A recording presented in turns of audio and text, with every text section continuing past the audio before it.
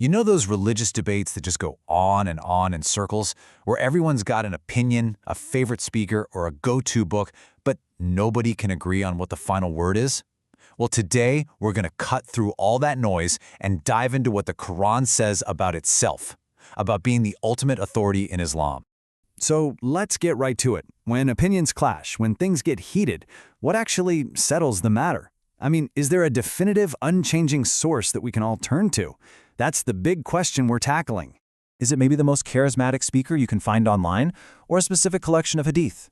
Could it just be our cultural traditions, the way we've always done things? Or hey, maybe it's just what the majority of people happen to think. These are all really common go-tos, but are they the ultimate source of authority? What's so amazing is that the Quran doesn't leave us guessing about this at all. It actually defines its own authority using 3 incredibly powerful and precise Arabic terms. So let's break them down. So here they are, the 3 big ideas we're going to unpack: Mīzān, Furqān, and Muhaymin.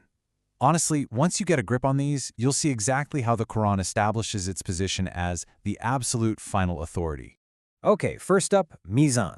This word literally means the scale. And I want you to picture a perfectly balanced, super precise scale, the kind you'd use for weighing something incredibly precious, like gold.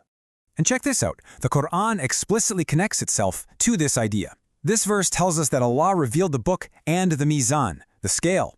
Many scholars explain that the scale here is the book. The Qur'an is the actual instrument for weighing truth from falsehood. And this is the part that changes everything. See, every other idea, every opinion, every other text, it gets placed on one side of the scale to be weighed against the Qur'an. But the Qur'an itself, it's not weighed by anything else. It is the standard. It is the weight. All right, let's move on to our second term, Furqān. This means the final divider, or the criterion.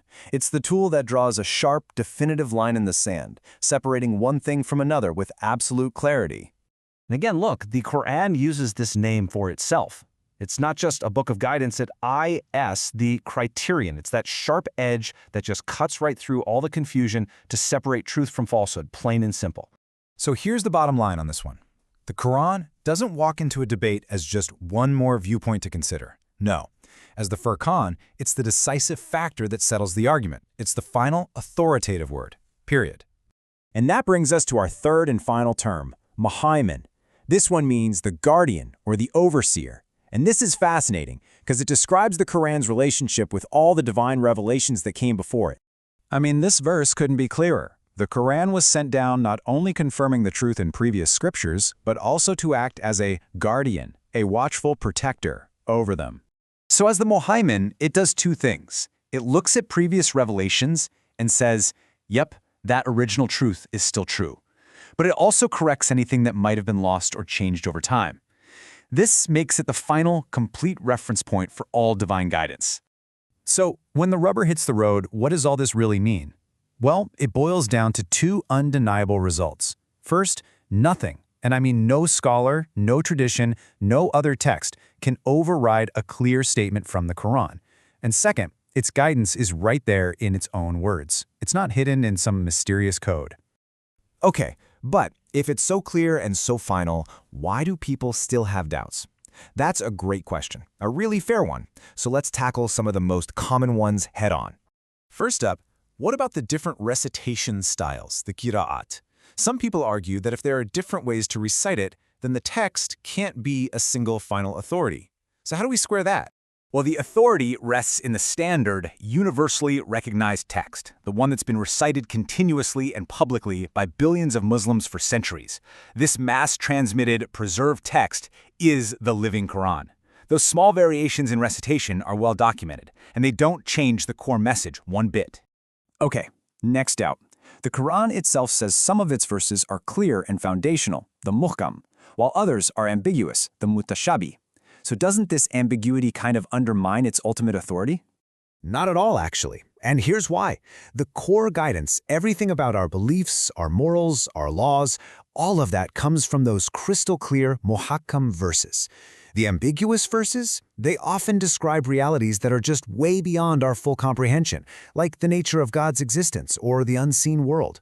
They remind us of our human limits and keep us grounded in humility. And now for the big one. the one everybody talks about. What's the relationship between the Qur'an and the Hadith, the traditions of the Prophet Muhammad, peace be upon him? Can a Hadith ever cancel out or replace a ruling in the Qur'an? It's all about hierarchy. Think of it like a pyramid.